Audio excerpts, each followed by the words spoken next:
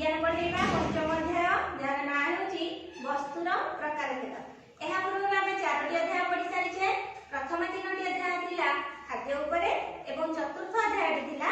वस्त्र उपरे। खाद्य और वस्त्र ए दीटा जाक जिनिस विषय रे तुमे जानिछो। खाद्य और वस्त्र ए दीटा जाक जिनिस एका करिनी तुमे पोशाक को नहीं खाद्य प्रस्तुत करि परिबो कि ताकु नहीं ता भितरे पानी पुरे पी परिबो कि एवं खाद्य गुडी को नहीं कि पोशाक प्रस्तुत करिबो एपरि काम करि परिबो कि हस लागिला न पिला माने कारण आमे जानि खाद्य आ वस्त्र ए दीटा जाक जिनिस अलगा अलगा। जेपरि मोर पाखरे गोटे डस्टर रहिछि ए डस्टरटी केवल लिखेबा काम करि परिबो एथिरे आमे लिखि परिबा नाही।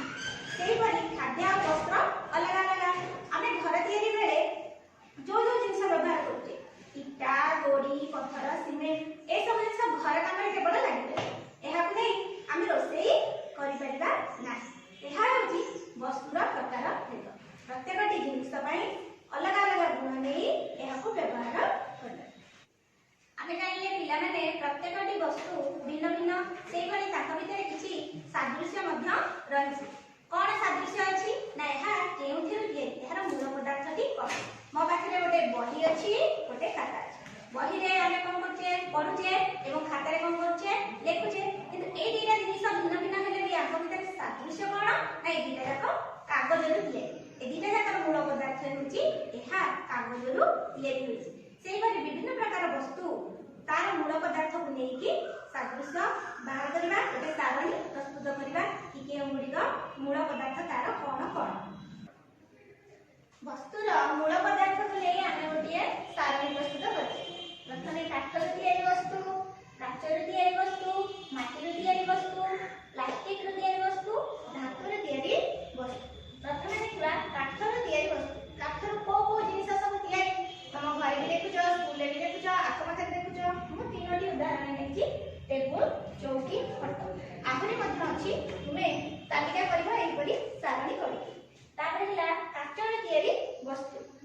आईना काच ग्लास चषमा काच काचर आहुरी मध्य जिनिस अछि ताकु मध्य तालिका करबो। माटी रो तयारी वस्तु सेगुडी कहला दीप कंढेई माठिया आ अन्य तुमे लेखि करी। प्लास्टिक रो तयारी वस्तु प्लास्टिक रो तो बहुत जिनिस तयारी होछि पिला माने तीनोटी नेछि पानिया कंढेई आ बोतल। प्लास्टिक रो जिनिस बेसी व्यवहार करबा उचित नुह कारण या माटी रे मिसे नाही हम परिवेश पई क्षतिकारक तेणु जेते कम प्लास्टिक रो जिनिस आमे व्यवहार करबा। तारला धातु रे तयारी वस्तु धातु शब्दटी आगु मते जानिथिबो किंतु धातु कहले विभिन्न जिनिस आछि लोहा सोना रूपा पितल एल्युमिनियम ब्रोंज विभिन्न प्रकार रो जिनिस को आमे धातु बोली कहबा। सेतिरु को जिनिस तयारी होछि लोहा रे परि ग्रिल हमर चेयर मध्ये तयारी होछि सोना रूपा को नै अलंकार तयारी होछि पितल रो बासन सब तयारी होछि तुमर मा पूजा करन सेतिरे एल्युमिनियम रो कंसा बासन सब तयारी होछि। एई सारणी को लक्ष्य करी तुमे माने आ गोटे सारणी करबा एवं उदाहरण सब अलग अलग नेबो।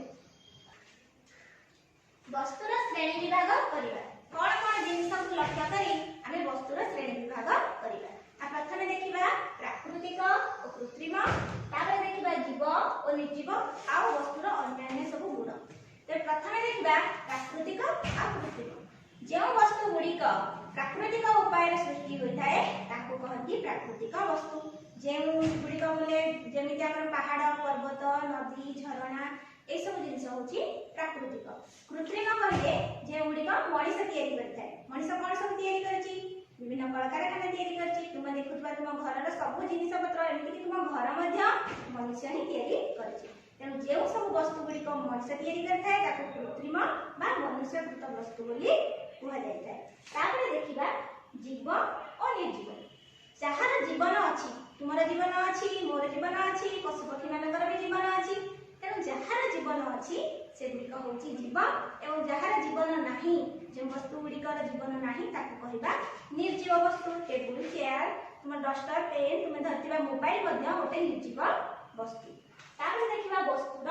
अन्य गुण विषय रे आलोचना करबा से गुडी कोन गुण गुडी एवं गोटी गोटी करी जानि। प्रत्येक वस्तुर दुईटी मौलिक गुण थाए से गुण दुईटी होची एहा किछि स्थान ସ୍ଥାନ ଅଧିକାର करे एवं एहार वस्तुत्व अछि जेपरि मो हाथे गोटे डस्टर अछि एहाको जे कोनोसी स्थान रे रखि देले या किछि स्थान अधिकार करूछि एवं एहार किछि वस्तुत्व अछि याको जे ओजन करबा या निश्चित भाबरे किछि गोटे ओजन आसीबो अन्य गुण विषय रे पढिबा गोटे हिला वर्ण बा रंग रुक्षता कठिनता प्रथमे पढिबा वर्ण आहुरी मध्ये अन्य गुण अछि आमे आगो वर्ण विषय रे बा रंग विषय रे पढिबा अंगारे पिला माने देखि दिबो घरे अंगारे रंग किपरि कला एहा तार प्रकृत रंग सेमिति अनेक जिनिस जेमिति कि आम आख पाखे अछि एहा तार रंग आउ किछि जिनिस अछि जहार कोनोसी रंग न थाए हमकु एहा रंग करबाकू पड़े तुमे देखि दिबो ग्रिल तयारी बेले ग्रिल प्रथमे आसे तापर ताकू रंग करा दे सेटा तार प्राकृतिक रंग नुहे हमकु रंग करबाकू पड़े खिरर रंग धळा एहा तार प्राकृतिक रंग आमे रंग विषय पढिले या पर देखिबा रुक्षता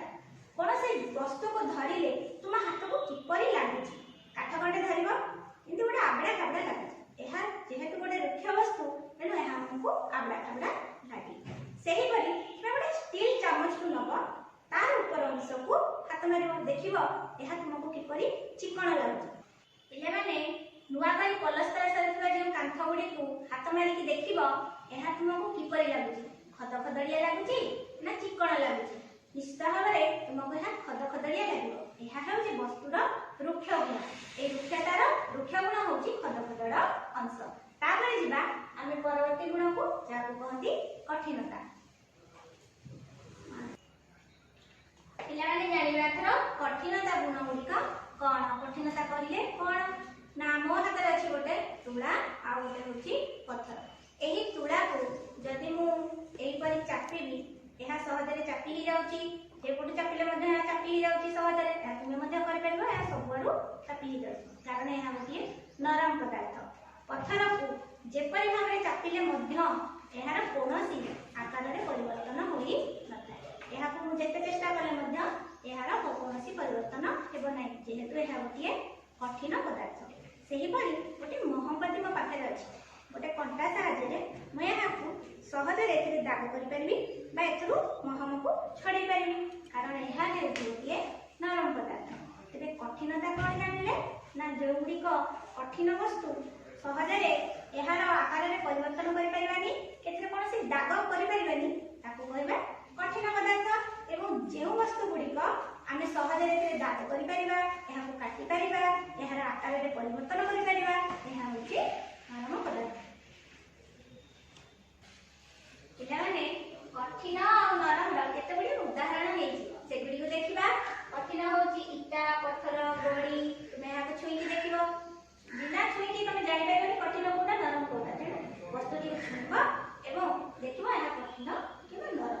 नरम के रहला चौक खड़ी मोहम्मती तुला स्पंज चौक खड़ी को तुमे सहजरे भांगी परछो कुंड करि परछो तुमरो मोहम्मती को देखैली ताको हमें सहजरे रांपी परछे ताको अलग कर परछे तुला को देखिछे एथुर तयारी वस्तु गुडी को एथुर जो वस्त्र सब तयारी हेछि से गुडी को मध्ये जानिछे कि केपरि एहा तकिया देछे तकिया केपरि दबी जाए तापर देखिले स्पंज स्पंज को तो तुमे समझते खेल आ केमती चिपुड ता कारण एहा बडे नरम पदार्थ तबे कठिन और नरम रो उदाहरण गुडी को जानिलो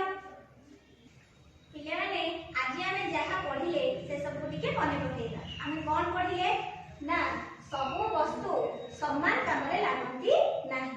कारण सब वस्तुर गुण होची अलग अलग वस्तुर गुण अनुसार एहा को व्यवहार करी आवश्यकता पूर्ण करा जाय वस्तु आमे काहे सब तयारी करछे कारण हमर आवश्यकता अछि तबे को काम रे को वस्तु लागिबो सेही अनुसार आमे एहा को व्यवहार करबो वस्तुर मूल पदार्थ रंग रुक्षता कठिनता ए सब गुण को जदि लक्ष्य करिबा तो वस्तु वस्तु मध्य केतेक जगह रे सादृश्य देखिबा आ केतेक जगह रे पार्थक्य मध्य देखिबा तुमे माने वीडियो को पॉज करी ए नोट गुडी को लेखि नेबो जहा तुमको क्लास रे पढिला बेले बहुत सुविधा हेबो तेबे आजिर क्लास को एठी रखिबा धन्यवाद।